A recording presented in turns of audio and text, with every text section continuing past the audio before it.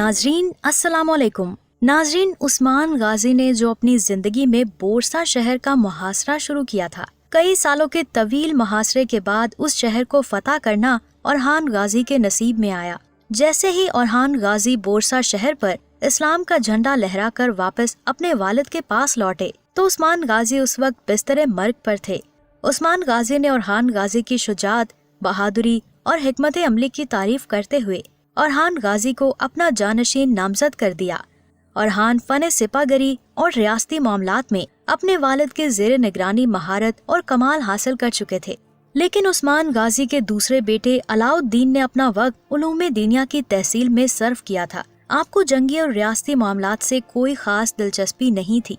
इन तमाम बातों के बावजूद भी औरहान गाजी ने वालिद के वफात के बाद अपने भाई के साथ सल्तनत को बाहम तकसीम कर लेने पर आमादगी जाहिर की। अलाउद्दीन ने बाप की वसीयत की बिना पर अपने भाई की पेशकश को नामंजूर किया और आपने सिर्फ अपने भाई के इसरार पर सिर्फ इंतजाम मुमलिकत की जिम्मेदारी कबूल की।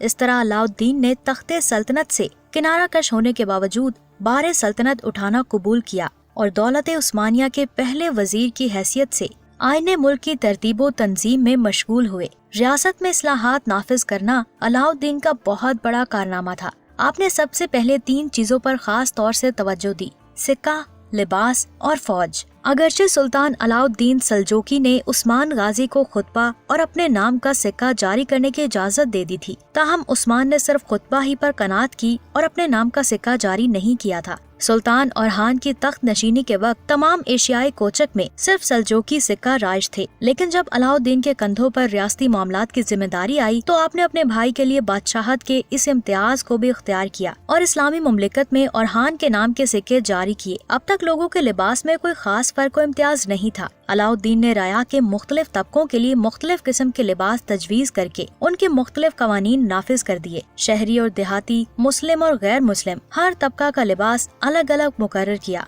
अलाउद्दीन का सबसे बड़ा कारनामा वो फौजी इस्लाहात हैं, जिनसे दौलत उस्मानिया की ताकत एकदम बढ़ गई और 300 साल तक वो इस्लाहात हैरत अंगेज फतूहात की जामन रही। अर्तुगरुल गाजी और उस्मान के जमाना में कोई बाकायदा फौज नहीं थी, बल्कि ये दस्तूर था कि जब कोई जंग पेश आने वाली होती तो पहले से ऐलान कर दिया जाता कि जो शख्स लड़ाई में शरीक होना चाहे वो फलां रोज फलां मकाम पर हाजिर हो जाए। चुनाचे ये रजाकार सवार मुकर्ररा वक्त और मुकर्ररा मकाम पर जमा हो जाते और लड़ाई खत्म होने के बाद वापस चले जाते। उन्हें कोई तनख्वाह नहीं मिलती थी, बल्कि जो माले गनीमत हाथ आता वही उनकी खिदमत का मुआवजा होता। इन मुजाहिदीन की कोई मखसूस वर्दी नहीं थी, लेकिन फिर भी ये सिपाही आला दर्जे के शह सवार होते थे और मजबूती के साथ सफ कायम करके एक दीवार की तरह मैदान जंग में आगे बढ़ते थे। उस्मान गाजी के अहद तक तो इस तरीका से काम चलता रहा, लेकिन उसके बाद सल्तनत की तोसी और उस काम के लिए ये निजाम नाकाफी साबित हुआ और एक बाकायदा और मुस्तकिल फौज की जरूरत महसूस होने लगी।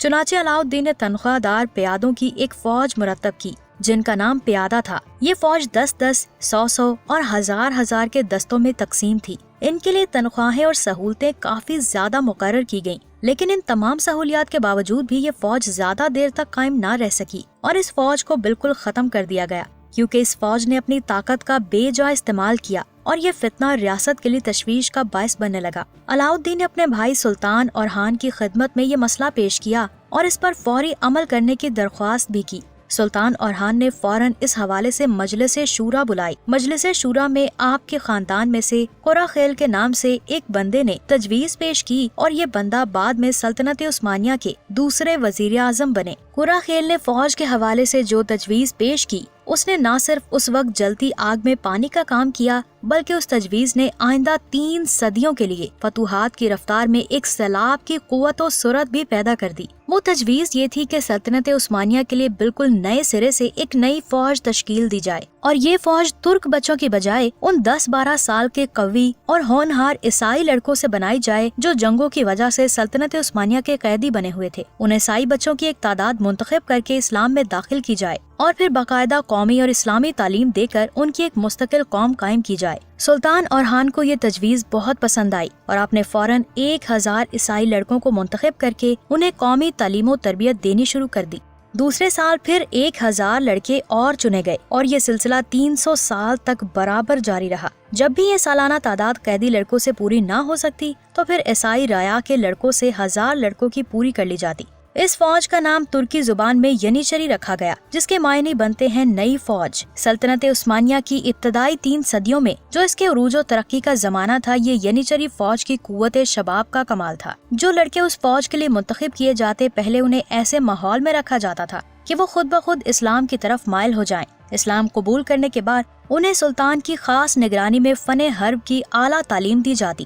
اپنے والدین، وطن اور مذہب سے چھوٹنے کے بعد ان کی تمام امیدیں سلطان کی اطاعت، دولت عثمانیہ کی خدمت اور اسلام کی حمایت سے وابستہ ہو جاتی، اور یہی ان کی زندگی کا نصب العین تھا۔ سلطان کو ان پر پورا اعتماد تھا اور وہ ہمیشہ ان کو انعام و اکرام سے سرفراز کرتا رہتا تھا۔ علاؤ الدین نے ینیچری فوج اور باقی سپاہیوں کے گروپس بنا کر ہر ایک کے ذمے کام لگا دیے۔ ینیچری فوج کو 2 گروپس میں تقسیم کیا گیا۔ ایک گروپ سلطنت عثمانیہ میں پروٹوکول کا کام کرتا، جیسے سلطان کی خصوصی گارڈز اور میدان جنگ میں سلطان کے دائیں بائیں چلنے والے سپاہی، اور دوسرا گروپ میدان جنگ میں لڑتا تھا۔